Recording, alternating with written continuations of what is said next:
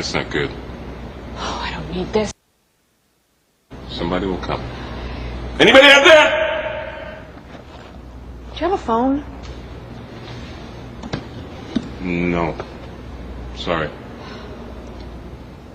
Somebody! Hello? There are two people stuck on an escalator and we need help.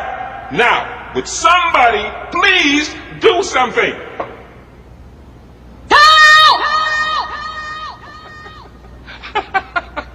I don't believe this. You gotta be kidding me.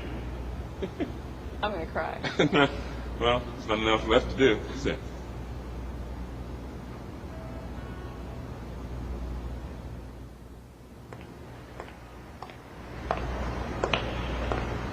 Hello? Hey, don't worry about it. I'll fix it in a second. He said he could fix it. All right.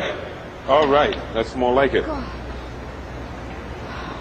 He says he can fix it.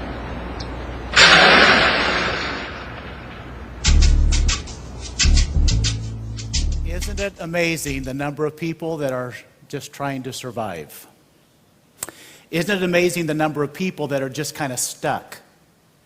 And today, for a few minutes, I want to remind us of some things that I believe will be helpful so that we can stop surviving and start thriving. Every once in a while, when you get up in the morning, you think, you know what, this is just going to be a bad day. How many have ever had a bad day? I mean, you get up in the morning and you just think it's not going to go the way I want it to go. In fact, it's just not going to be the best day of my life, to the point that we lose our perspective, we lose our focus, and that's what we're thinking about most of the time, those, quote, bad days and those bad times. And in the process of that, all we're trying to do is survive. How many of you have heard that a dog is truly a man's best friend? Saying's been around forever. If you don't believe this, I want you to try this experiment. Put your wife and the dog in the trunk of the car for an hour. When you open the trunk, who is really happy to see you? Now, I'm just joking. I'm not being serious, but it's just something that I thought you ought to think about. But if we're not careful, we stop having a good time in life, and all we try to do is survive. I have people all the time saying to me, how do you define success? I mean, what is your definition of success? I'm just a little Iowa kid from Iowa and a farm kid from Iowa, and I think you'll understand my definition of success. At age 4, it's not peeing in your pants.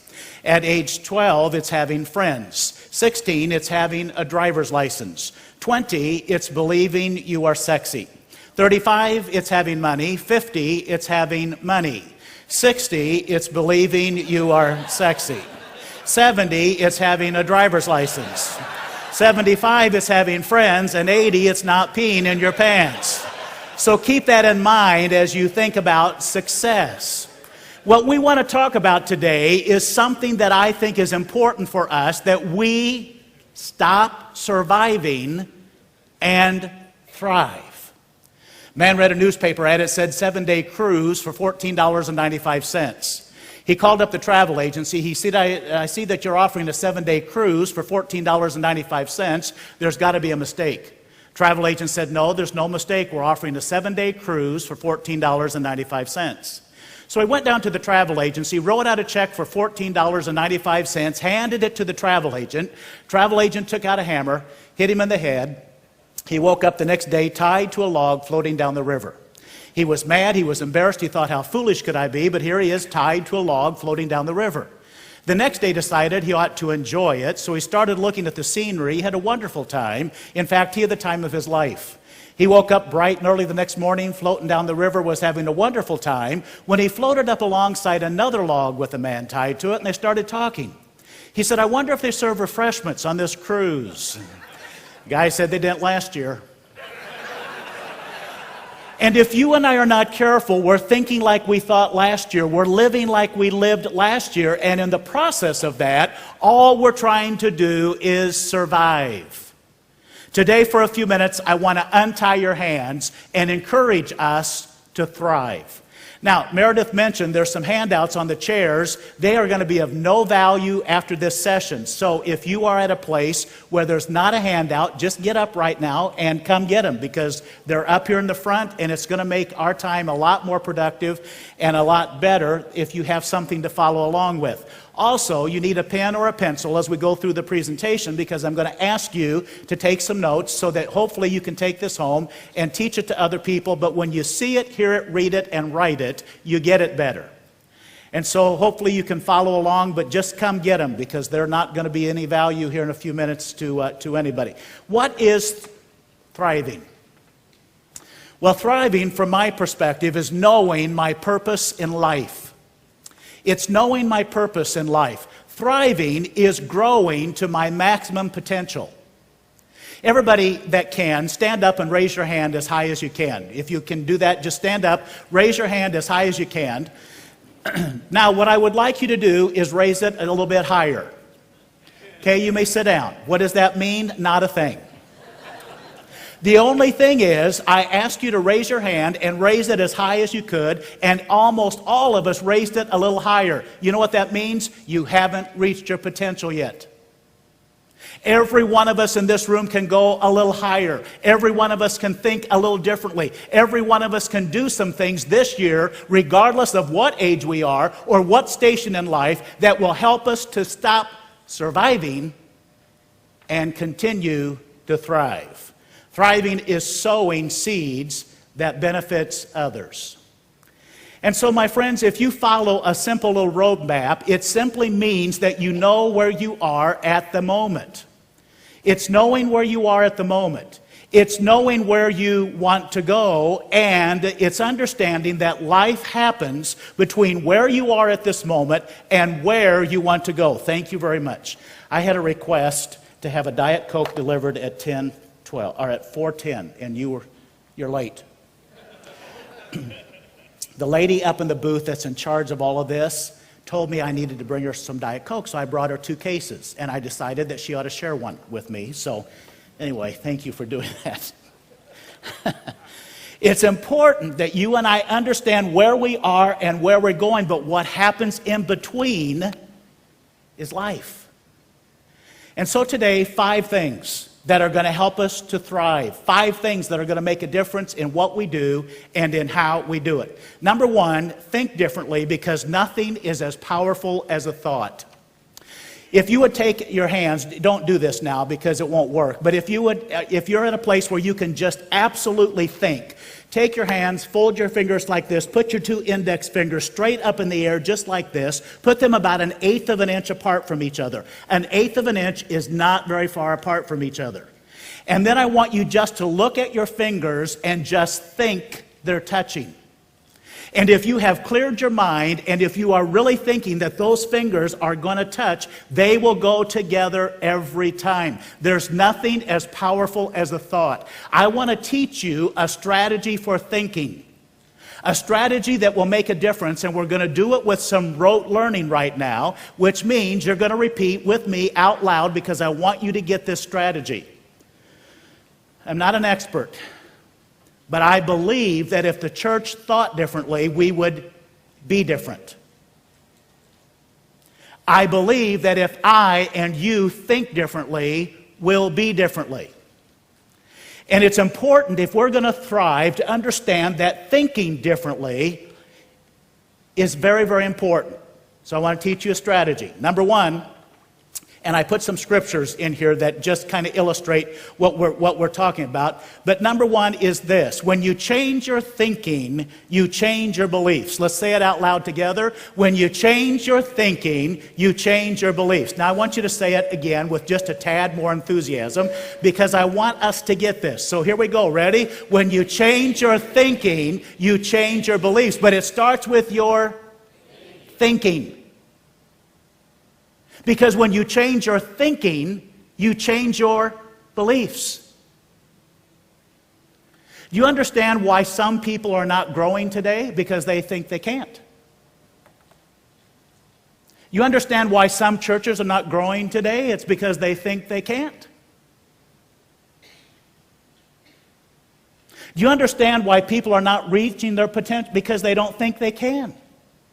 When you change your thinking, you change your beliefs. I want to give you 5 ways that I think. Number 1, as I think positively, this allows me to look for the best and to receive the best.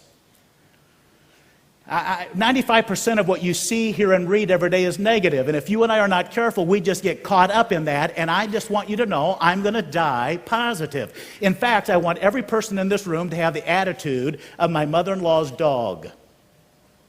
My mother-in-law has a little dachshund dog. Every time the doorbell rings, the dog goes nuts, jumps up and down, bark, bark, bark, runs to the door. The doorbell could ring 87 times a day, and the dog would go nuts 87 times a day. Doorbell rings, dog jumps up and down, bark, bark, bark, runs to the door. You know what I've discovered in the last 14 years?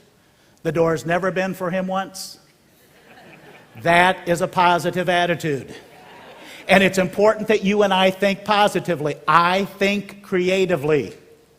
This allows me to find answers when others quit looking. And it's important that you and I think creatively. I think bottom line. This allows me to prioritize and get rid of busy work. And it's important that you and I think bottom line. I think practical. This allows me to apply principles to everyday life. And I think continual.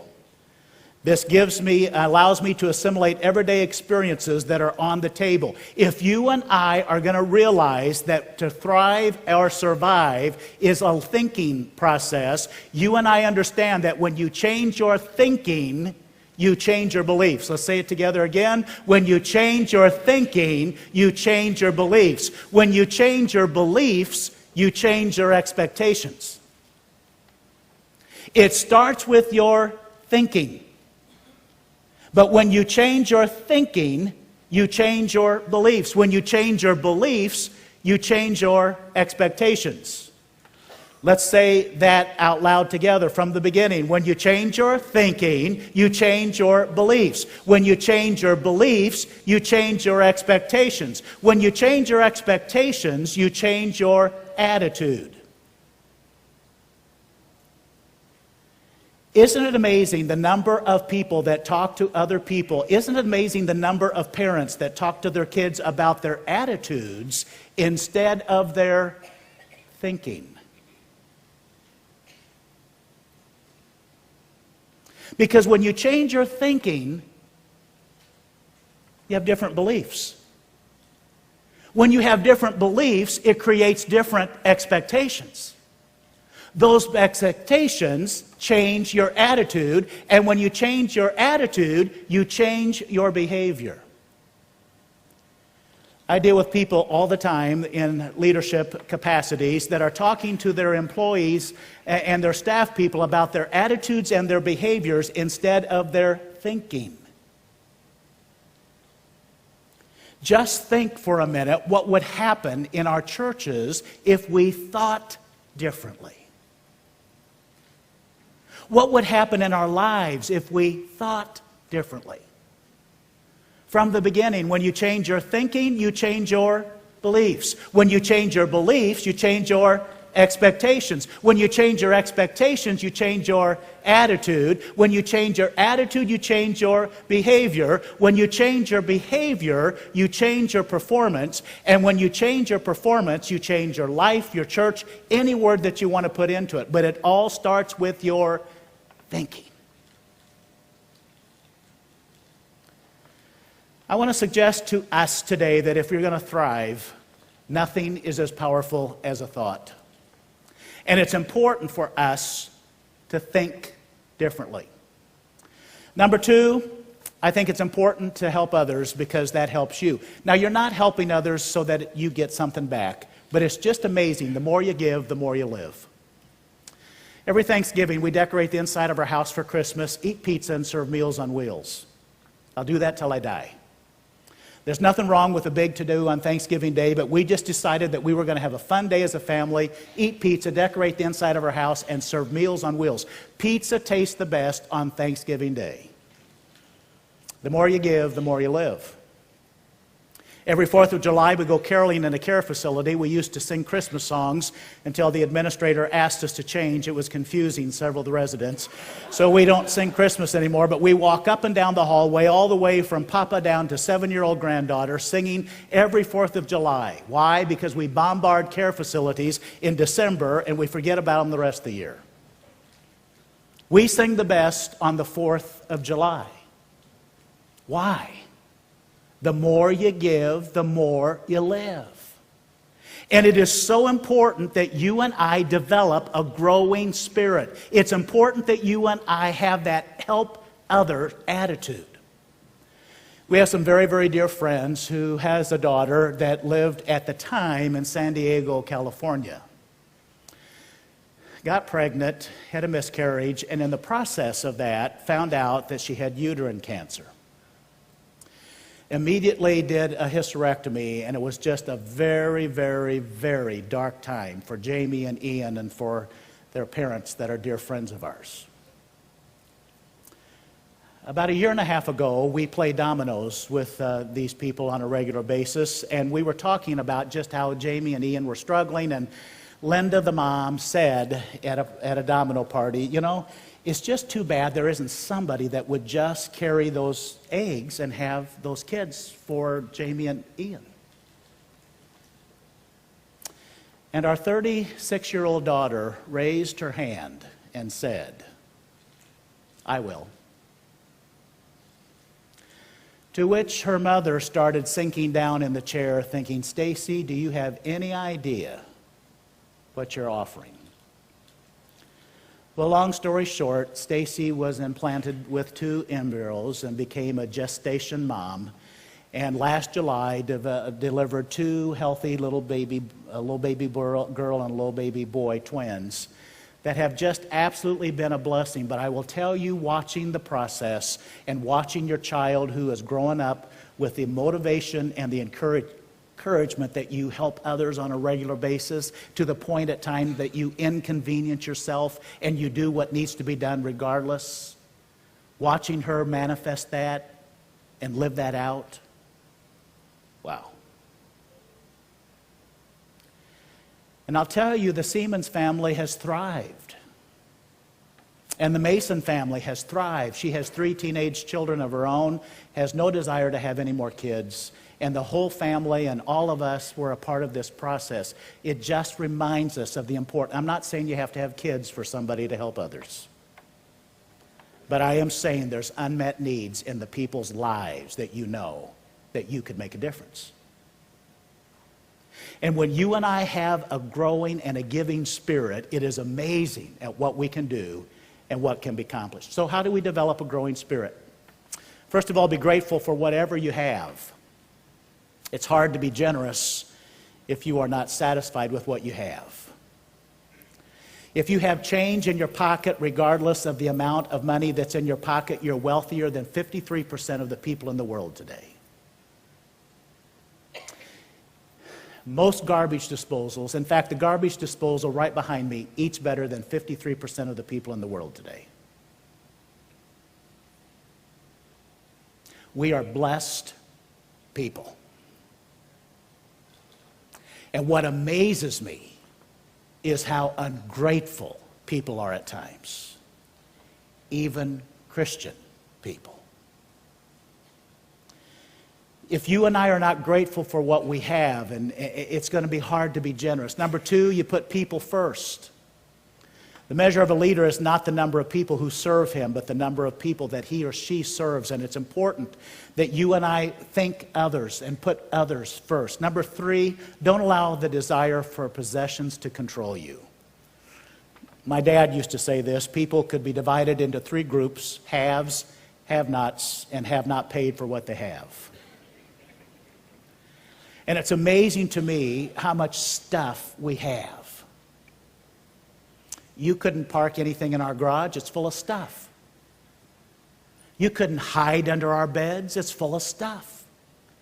We remodeled our kitchen, we just put in vending machines. Our kids come home, I give them a roll of quarters and tell them to have a good time. It's amazing. We got more stuff than we know what to do with. And my friends, if we're not careful, we get to this point where we're possessive of what God has given us, and we're overprotective, and it's mine, and we develop this attitude that is just so bad. Don't allow those things that you have to control you. Develop the habit of giving. Andrew Carnegie wrote an essay, The Gospel of Wealth, and he said the only way to maintain an attitude of generosity is to make it a habit of giving. Your time, your attention, your money, and your resources. And if you and I are going to develop that grateful spirit, we need to tithe our time. I have people all the time that say to me, well, how do you have time to do what you do? I tithe my time. I've done that forever. I don't know if you do or not. I'm not saying you have to, but I'm just telling you there's things that need to be done in the lives of other people. And if you're not careful, and if I'm not careful, we fill our schedules to the point that we have nothing that we say other than, I don't have time. And if you just will tithe your time, it will be amazing at what you can do for other people and the difference that you can make.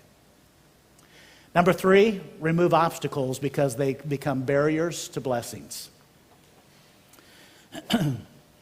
Manny had a good friend starting a new business, went down to the floral shop, said to the florist, my best friend's starting a new business. I want you to send him a bouquet of flowers with a card on it that says, good luck in your new location. He goes down to his best friend's, walks in. There's a funeral spray that says, may you rest in peace. He apologized to his friend. He said, that isn't at all what I ordered. He leaves. He calls the florist. He says, what in the world are you doing? I ask you to send my best friend who's starting a new business a bouquet of flowers with a card on it that says, good luck in your new location. There's a funeral spray that says, may you rest in peace.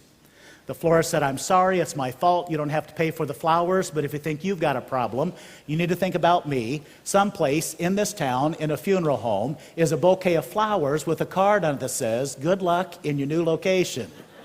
We're going to make mistakes. We're going to have obstacles. And if you and I are not careful, we get to the point where we lose our perspective, we lose our attitude about obstacles. I want to suggest to you that they are good things in our lives. And if you and I are truly going to benefit from that, we are going to remove it. Even though we're pressed on every side, we're not crushed, perplexed, but not in despair, persecuted, but not abandoned. We're going to have things caving in and pushing in on us all the time. Isn't that exciting? Say yes. Just well say yes. It's life. Paul says, not that I've already obtained this or I have already arrived, but he says this, forgetting what is behind and straining ahead. You forget it. Every one of us in this room have been wronged. Forget it. Every one of us in this room have been mistreated. Move on. And if we're not careful, we start focusing on those obstacles and we start focusing on those negative times to the point that we lose our perspective and we lose our focus. We all have reasons to hang on to that stuff. I want to suggest to us that if we're going to thrive, you've got to remove those obstacles because they are barriers to blessings. So don't let them blur your focus. What are obstacles? They're opportunities. Now, I'm going to just be honest with you. I believe this stuff. This isn't stuff that I think is cutesy. The challenges that I've had in my life have not been fun. I wouldn't wish those on anybody. The things that I deal with, but if I keep the right attitude, they become opportunities. They're blessings. They force us to evaluate. And isn't it amazing and a blessing at times when we are forced to evaluate and do what we might not be doing? They're stepping stones instead of tombstones in our lives. They give us a chance to go to a higher level. They give us a chance to think a little differently and to do some things that we might not do. They're temporary. They won't last forever. In fact, when you leave today, I want you to get in your car, roll down your window, honk your horn at every car and say, "You've got problems." In fact, let's just try that. Look at somebody right now and just say, as loud as you can, "You have problems." Ready? 1, 2, 3. Doesn't that feel good? I think that feels really good. Because every one of us in this room have problems. But guess what? They're temporary. You're either going into a problem, you're in the middle of a problem, or you're coming out of a problem. That is life. And God, through His Word, instructs us how to handle those because they are temporary, but there's going to be another issue. There's going to be another opportunity for God to demonstrate His power in our lives. They're attitude builders. And if we will just look at obstacles a little differently, I want to suggest that we will thrive more than survive. They're change agents. When you're through changing, you're through. And those obstacles give us a chance to change. They're lessons. Lessons, it's how we learn. You know how I learned to be a speaker? I started speaking. You know how I learn what jokes work and what jokes don't work? I tell them. You know how I learned I don't do high school assemblies? I did one. I do a lot of teacher-in services and speak for lots of schools. And I was in Seward, Nebraska, and the school principal and superintendent came up to me. He said, Steve, you got to come back and talk to these kids. I said, I'm not the person. I'm not funny enough for those kids. I said, what I talk about, I believe, and I think will make a difference, but I'm not, no, you got to come back. You got to come back. No, finally, they talked me into it. It was the longest 45 minutes of my life. I had 3 options when I was done. First of all, to kill myself. That was number 1. Number 2, to never ever speak again. Or number 3, to learn I don't do high school assemblies.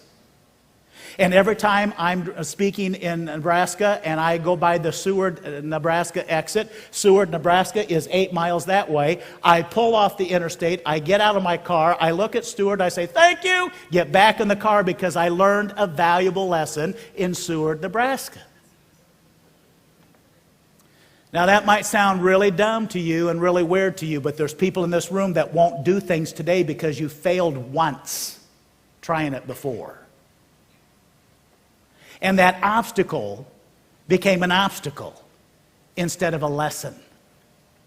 And if you and I are going to become what we have the potential to become through God and with His help, you and I understand that those obstacles are nothing more than lessons. They're enabling. They provide growth opportunities. And they're solvable. Every problem has a solution. It's important that you and I understand that. And don't forget that, because we get to the point where we think what we're dealing with is never going to go away. There's some great truths about life that children have learned. No matter how hard you try, you can't baptize cats. When your mom is mad at your dad, don't let her brush your hair. You can't trust dogs to watch your food. Don't sneeze when someone is cutting your hair. Never ask your 3-year-old brother to hold a tomato. And never hold a dustbuster and a cat at the same time. And you can't hide a piece of broccoli in a glass of milk. There's some great truths about life that adults have learned. Raising teenagers is like nailing JELL-O to a tree. Wrinkles don't hurt. Families are like fudge, mostly sweet with a few nuts. And if you can remain calm, you just don't have all the facts. Middle age is when you choose your cereal for the fiber, not the toy. Growing old, my mind not only wanders, sometimes it leaves completely. Growing old is mandatory, growing up is optional. When you fall down, you wonder what else you can do while you're down there. Forget all the health foods, I need all the preservatives I can get. I finally got my head together, but then my body fell apart, and every time I think about exercise, I lie down until the thought goes away. Folks, there are 4 stages of life. Number 1, you believe in Santa Claus. Number 2, you don't believe in Santa Claus. Number 3, you are Santa Claus. And number 4, you look like Santa Claus. So don't lose your perspective. Number 4, improve daily because growing people are healthier.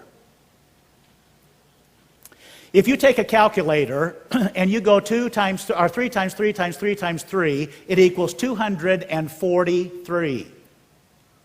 If you add one number to that and make it a 4 times 4 times 4 times 4, it's 1,024. If you go from a 3 to a 4, there's an over 400% increase. Now think about this.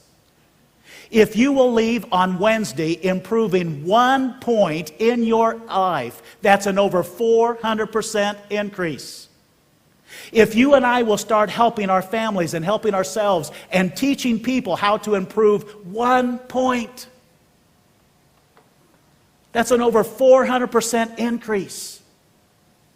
And if we're not careful, we think we have to do it all at once, and in the process of that, we get a little frustrated, and we lose our perspective and lose our motivation at times. There's 5 areas that I want to encourage you to think about improving 1 point. One is attitude. This isn't in your notes. Attitude, which is knowing how to feel. What could you do to improve your attitude 1 point this year? Number 2 is creativity, which is knowing how to think. How could you be more creative? And what could you do to be more creative, to improve that just 1 point? And if you do that, that's an over 400% increase. Number 3 is vision, which is knowing how to see. It's so important that you and I are continually improving our vision. Direction is knowing how to begin.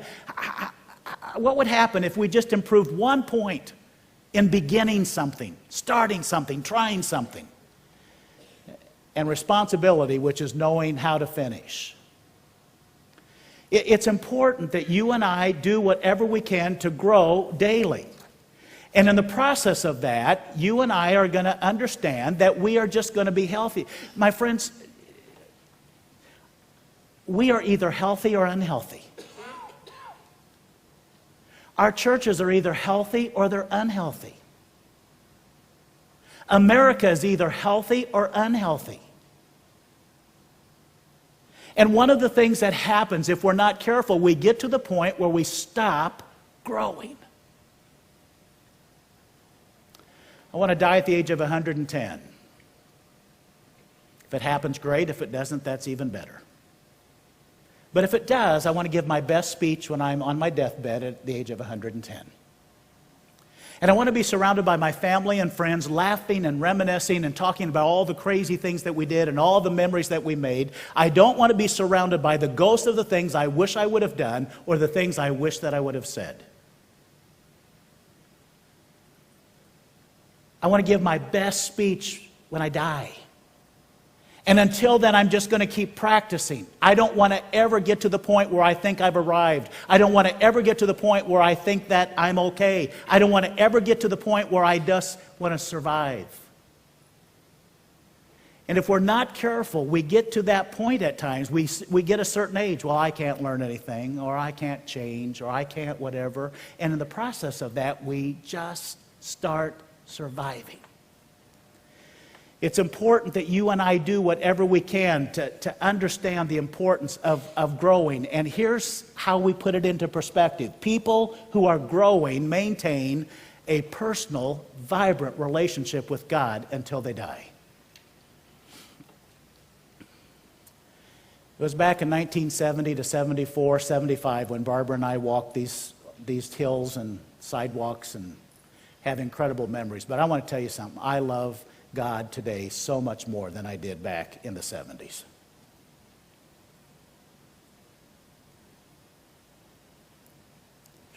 And if I don't love Him more next year than I do this year, shame on me. People that are growing maintain a personal, vibrant relationship with God until they die. They maintain a commitment to grow old, learning something new every day.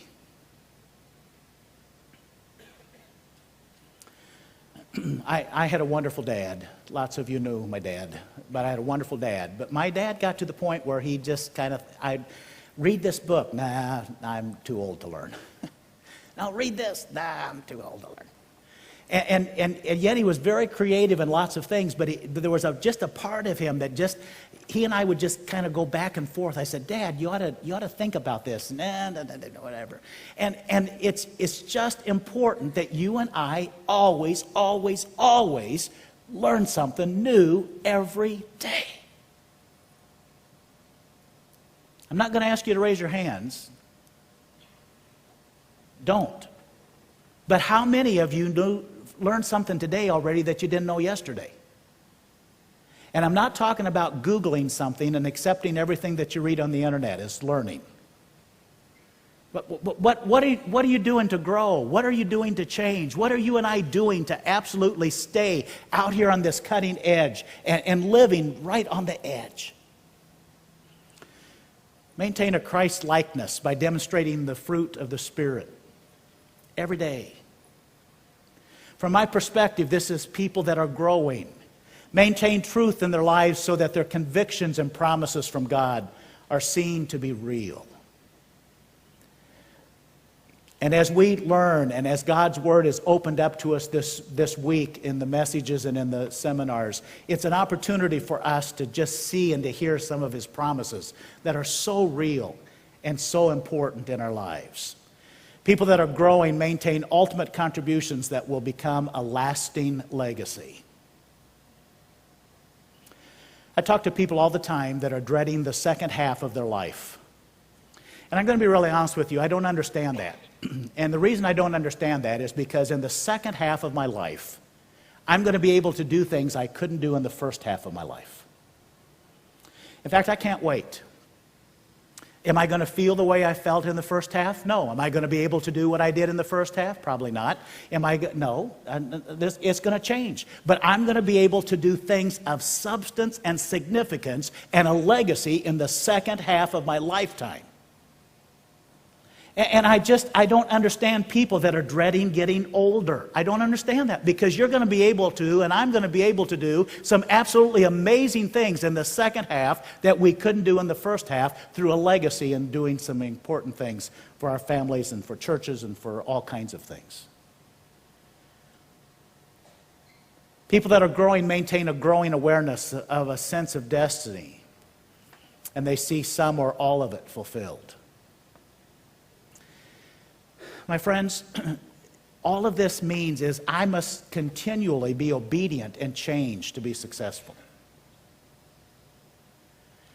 And in the process of that, we don't ever get to a point where we just coast. We don't ever get to a point where we just kind of maintain. Norman Vincent Peale said it this way: ask the God who made you to remake you. Businesses are always reinventing themselves. How many of us are reinventing ourselves?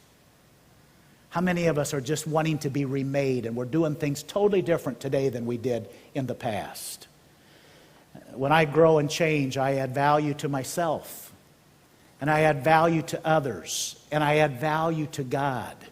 And it's so important that you and I always, always grow. Telephone rings and the voice on the other end of the phone says, "Is this Father O'Malley?" It is. "This is the IRS. Can you help us?" I can. "Do you know a Ted Houlihan?" I do. "Is he a member of your congregation?" He is. "Did he donate $10,000 to your church?" He will. And if you will leave with a "we will" attitude on Wednesday, you're going to thrive more than survive. Number 5, visualize or fossilize, because that determines what you realize. You're either going to visualize or fossilize. And if you and I are not careful, we forget what Proverbs says: where there's no vision, the people perish. And it's so important that you and I are visualizing. Now, I'm going to put something up on the screen, and I want you to read it out loud, okay? So, ready? What's this say? Okay, some of you have already seen this, and you know that it says something different. But the very first time you see it, it says opportunity is nowhere. But really what it says is opportunity is now here. What's the difference? Vision. And it's so important. And this has been around forever, but I still use it because I think it's valuable, because lots of people, even some people today, still see it. Opportunity is nowhere, when it's really saying opportunity is now here. If people can't see what God is doing, they stumble all over themselves. But when they attend to what He reveals, they are most blessed. Folks, we need to measure the size of our life, our church, by the size of its potential, not by the size of its present condition.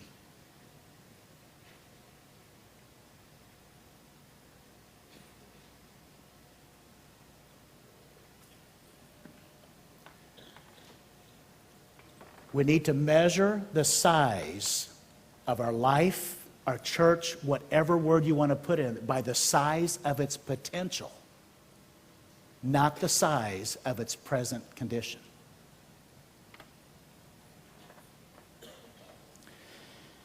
You know what determines that? Vision. If your vision is to survive, that's exactly what it will be. If your vision is to thrive, that's exactly what will happen. If you and I are going to understand the importance of vision, purpose will power your vision. I have people all the time saying to me, well, what's your career? My career in life is to reflect the character of God. It's not to be a recognized speaker. And my platform is the world, and my pulpit is the world. And I feel very blessed because I get to stand up and give biblical principles, which all of this stuff is. At times saying the chapter, book, and verse, many times not, but giving these biblical principles to people that are eating it up, saying, wow, that's really good. Where did you get it? And they're not too excited when I say the Bible at times, but that's where it comes from. And so my purpose in life and my career in life is not to be a speaker. It's to reflect the character of God. That's my vision. And when you and I understand we have purpose, it makes a difference. Your perspective will change your vision. It will change your vision. God isn't done with me. God wants me to watch what I think is impossible become possible through Him. Several years ago, Meredith mentioned that I was the international president of CLAUS.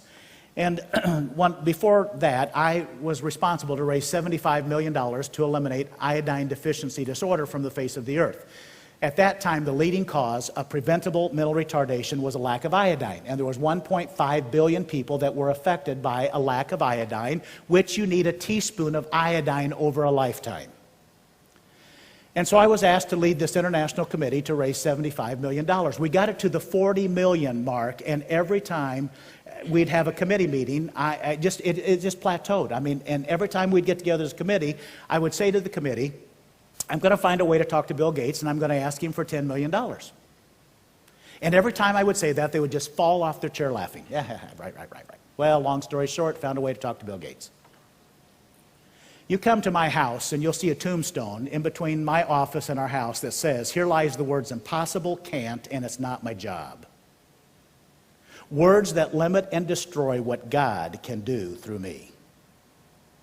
And I literally buried those words a long time ago, and when I ordered that tombstone, the monument dealer said, you know, that's not a normal tombstone, and I said, you're right. And when they said it, I literally put those words underneath there, and they set that tombstone. I'm just going to tell you, I don't use those words. And so I found a way to talk to Bill Gates, and I sat down with him, and I shared with him what we were doing, and he asked me, well, how much money do you want? And I said, 10 million. He said, give me 30 days, and I'll let you know. 30 days later, went back and sat down with him, and he said, you guys, this is a great program. He said, you can do it. He said, I can't give you 30 million. Or I can't give you 10 million. I said, that's fine. He handed me a check for $15 million.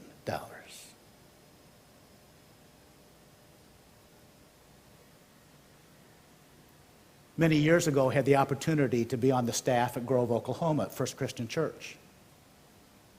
At that time, we owned half of the block. The other half of the block was a huge house, big yard. And I said to the elders one time, I said, we need to take $1,000 over to those people and ask them to have first option to buy if they ever want to sell their property.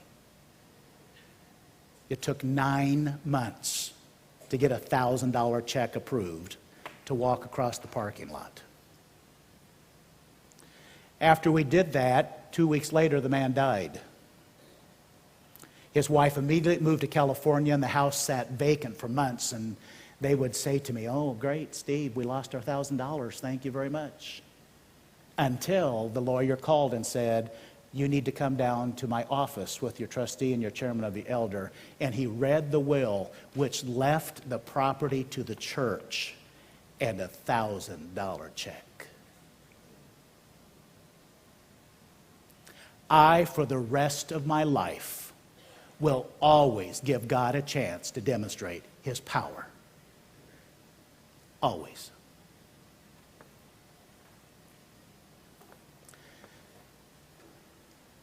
I'm amazed at what we could do if we'd stop using the word impossible. Number 3, positivism. Positivism will fuel your vision. Again, Luke, the 1st chapter, verse 37, for nothing is impossible with God. There were 3 guys. They were friends all the way from grade school, high school, college, decided to maintain their friendship by going fishing every year in Canada. They were coming back from a fishing trip one year, had a car crash. All 3 of them were killed. They were up in heaven going through orientation, and the question was asked, what would you like to hear people say about you when they're looking at you in your casket? Now, folks, this is just a joke, okay?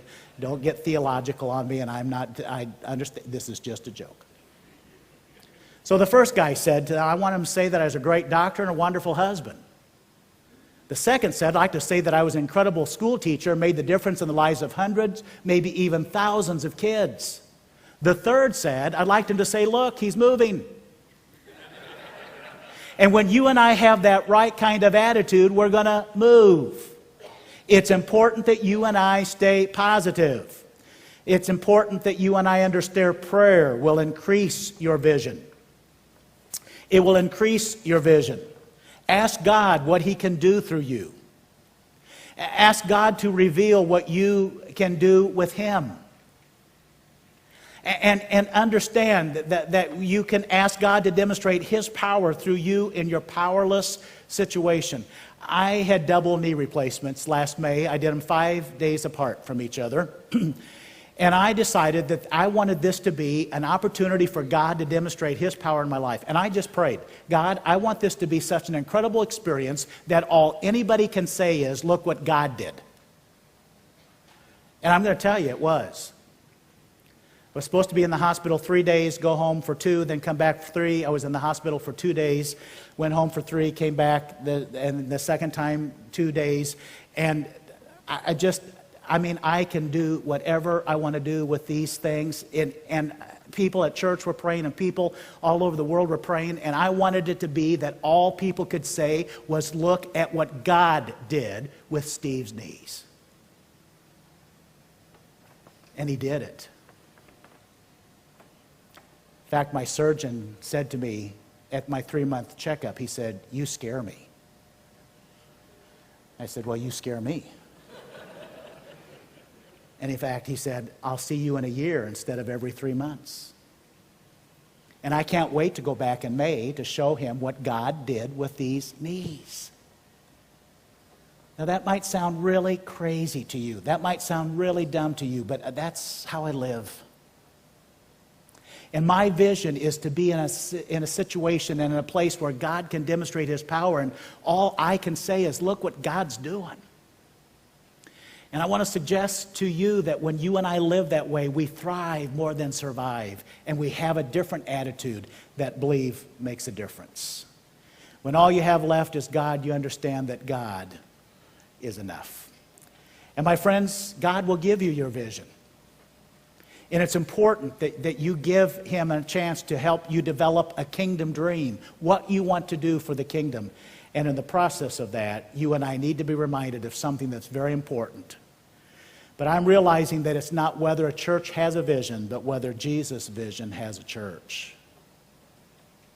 And it's important that you and I understand the size of your vision is determined by the size of your God. The question is not, what can I do? The question is, what can God do? Number 6, expect God because He's ready to do amazing things.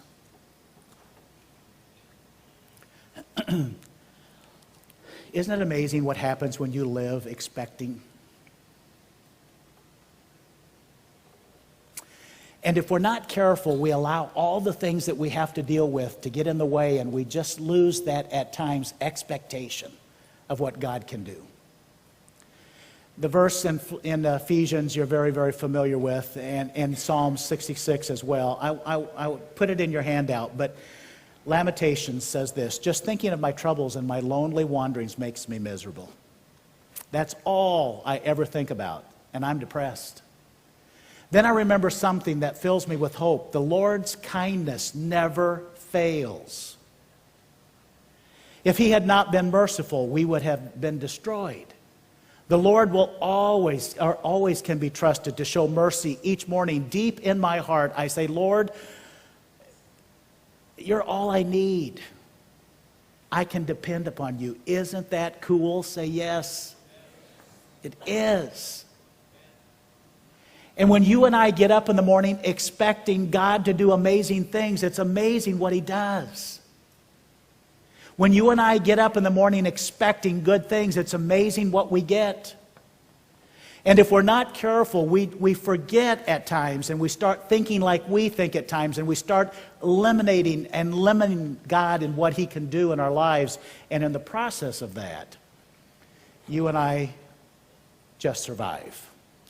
Don't tell God how big your, your problems are, but tell your problems how big your God is. Carl Bates said it this way: there came a time in my life when I earnestly prayed, God, I want your power. Time wore on and the power did not come. One day the burden was more than I could bear. I simply said, God, why haven't you answered that prayer? He seemed to whisper back a simple reply: with plans no bigger than yours, you don't need my power. What are we going to do this year that absolutely requires God? What are we going to do this year that absolutely requires us to get down on our hands and knees and beg and plead that God will be able to bless us in that whatever it is? What are you expecting this year? You want to thrive? Think differently. Help others. Remove obstacles. Improve daily. Visualize, not fossilize. And expect God.